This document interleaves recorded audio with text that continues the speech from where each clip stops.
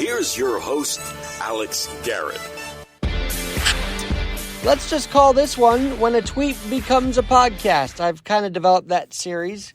Last few tweets I've done, I actually vent about it on this platform, wherever you're listening to. So many outlets carry this, and I'm very honored about that. Apple, Spotify, iHeartRadio specifically. But when a tweet becomes a podcast, First of all, how interesting is it that this crisis has made Democratic lawmakers in New York State say, we don't want to tax you? Did you hear about this push to suspend the New York gas tax because of what's happening with Russia? Their invasion of Ukraine is jacking up prices over $4. Pain at the pump is real. The effect of the war is real. And hey, Democrats found a reason not to tax us. It's kind of amazing that an unfortunate tragedy has led Democrats not to tax. So we'll keep you updated on that. But here's my main issue tonight. There are two of them. A Biden administration that has been so basically drilling, anti-fracking, anti-oil companies are now begging the companies, raise the output of your oil and gas. That's what the U.S. Secretary Granholm, who I don't know if you know her from Adam, but I just learned the same. Secretary of Energy Jennifer Granholm has called on companies to raise output, saying, we're in an emergency. We have to responsibly increase short-term supply. And here's the best part of it. She actually also mentioned that they still want to have this clean energy goal to meet, but this crisis is now calling on them to call on the actual companies that they basically say, we want to divest from. We don't want to fund you guys anymore because of the fossil fuels and all that, but now you're begging them to come back and help out? Why weren't you standing by them from the start? Why do we have to rely on Saudi Arabia and, God forbid, Iran on oil when we have, I think I mentioned this on this podcast a long time ago, Texas by itself was the third most producing oil maker in the world.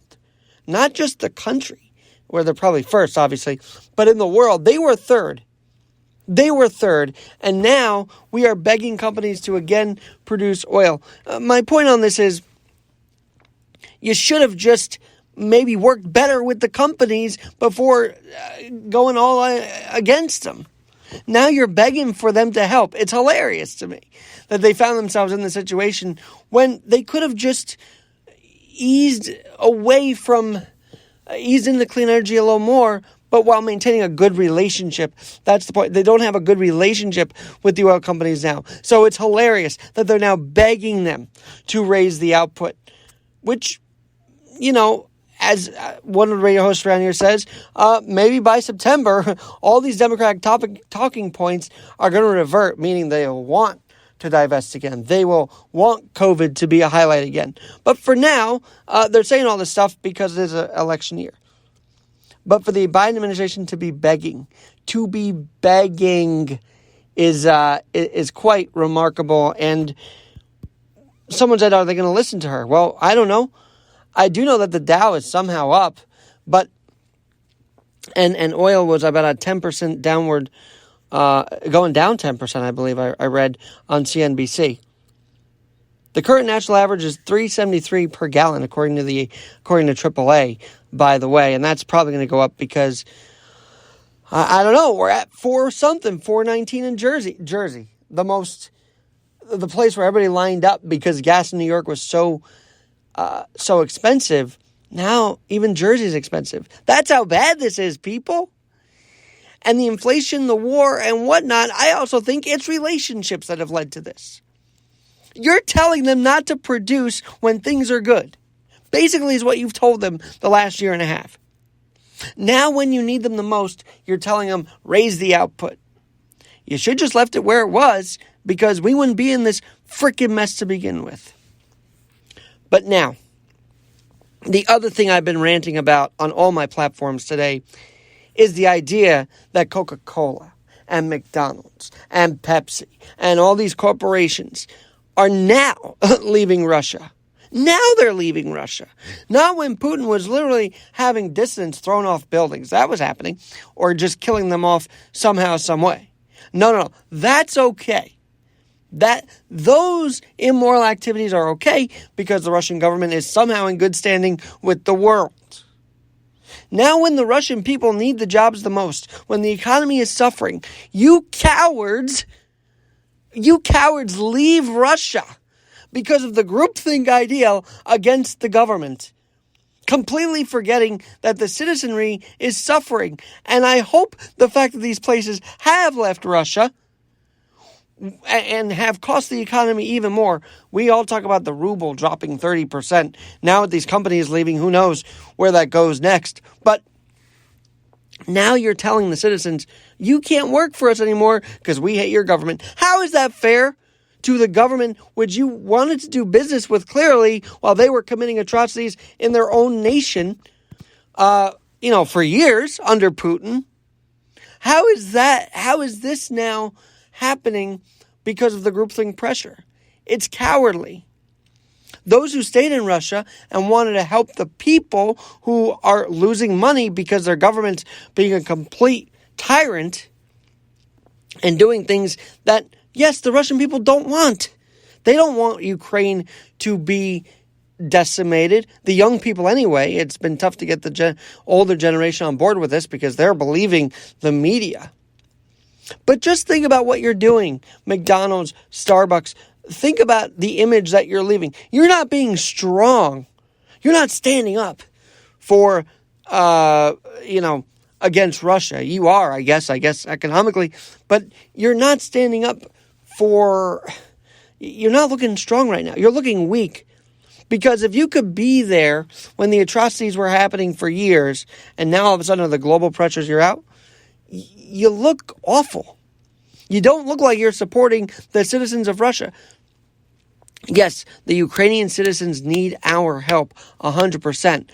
But I also think the people of Russia are trying to get help telling Putin to stop. And instead you're just running and maybe you'll go back to Moscow, I don't know, after things have settled down to continue business. But this is very reminiscent of China and the Nike and the Apple and those different things. While atrocities being committed there, these corporations are plenty happy being clients of China.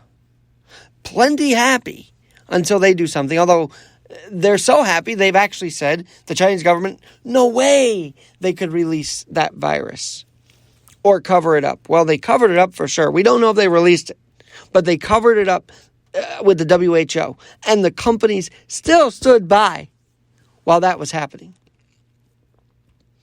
Now you can say, but why don't you want them to support the Chinese citizens there that are, and that is true. I would want them there to support the Chinese citizens, but I also, the whole child labor situation, there's a lot of issues there. But right now, the focus on Russia is amazing. How in one foul swoop, a nation that President Biden said had good standing, which blew my mind. I mean, yes, the G7 was an option for them also, the G7 summit under Trump, that's true. But even Biden believed they had some kind of standing because they weren't killing people in another nation. It was only in their own nation. No way that could expand outward, right? Wrong. Maybe that's the thing. Maybe none of these people thought that he could actually expand outward. Maybe when they said a small incursion could happen, maybe Biden didn't believe it. But Putin is they look disorganized. They are disorganized as a military. But he was very driven to get Ukraine. And the moment we knew that there was some kind of invasion about to happen, we should have acted. I've said that before. But you add the corporations just fumbling here and leaving at a time when the citizens need it most. Even liberals are agreeing with me that this is a cowardly move. And that's very rare because sometimes they don't agree with a lot of what I post. But this time, we're all in agreement. The citizens of Russia need our help to stop Putin. And how do you do that? It's to keep them employed. But maybe, just maybe, all of these sanctions, all of these, disappearances by the corporations and the continual suffering that the Russian people have undergone. Maybe the boiling point will be, and let's not forget the oligarchs that are on the Indian Ocean trying to flee from the seizure of property. Maybe all of these pressures will lead to Putin being kicked out of office, of the government in Russia. That's our only hope. Because, yes, we can give Poland fighter jets to give to Ukraine. We can do all of that. But the core is what's happening in Moscow. I am 100% feeling on that, and I feel like the nation's hanging in the balance right now, and the sanctions haven't taken full effect yet before, as much effect as the bombings have had on Ukraine. The sanctions have not had the effect of the bombings in Ukraine. That's something no one's really thinking about at the moment. The balance here, it's not balanced at all. And so, Coca-Cola, McDonald's, maybe go back there, help the citizenry out, and instead of leaving, stand up to Putin by being, hey, you want us to be in this country as a corporation? Get out of Ukraine. Stand up to him for once. Or this whole situation could get worse. But by leaving Russia, that does not mean you're standing up to Putin by any stretch of the imagination. Standing up to me, we'll do business here if you just get your ass out of Ukraine right now. That's what it would be. Oh, I'm fired up. And I do have a thought on this NFL stuff really quickly, stateside. Gambling, being sponsoring the NFL, you didn't think a player would be involved in a scandal betting on his own team to win? You didn't think that allowing gambling into your sport by just promoting it time and time again, every ad is about DraftKings or FanDuel or whatever. You didn't think that could lead to an actual player wanting to bet? You must have been stupid if you didn't think that out, Roger Goodell. And I went on my rant on baseball a few days ago, but it continues. Because now we're canceling more games. And Manfred can laugh at all of us, but it's not funny. It's actually really sad that the league just, in my view, is not willing to adapt to what the player... I'm not blaming the players on this. I won't. I will not. I will not blame the players. I'll blame Manfred and the league and the owners who are already making money off the TV deals even before a pitch is thrown. That's where the blame lies here. And that's why another week of games is canceled through April 14th. What are we going to do? Thank God for March Madness right now. Because if there was none of that, we'd be going crazy. We'd be going absolutely freaking crazy. But McDonald's, Coca-Cola, any company that's pulled out of Russia, harming its citizens and the economy, stand up to Putin, go back there, make your presence known, and say, hey, you want our business here? You stop what you're doing in Ukraine. Until then, the cowardly lion is so proud of you right now. That's where I stand on that. I got to get ready for Seton Hall basketball tonight. It is the Big East tournament, and thank God for some kind of sports to take our mind off the devastation going on. And we just got to keep praying. Because as far as I know, the inaction of the United States militarily and NATO militarily is just what's causing all of this to be in the balance. Until then, I'm Alex Garrett, where we're always adapting. Go back to Russia and fight Putin, big corporations. You want to be big? Act big. Act strong right now for the people of Russia and for the good of the world.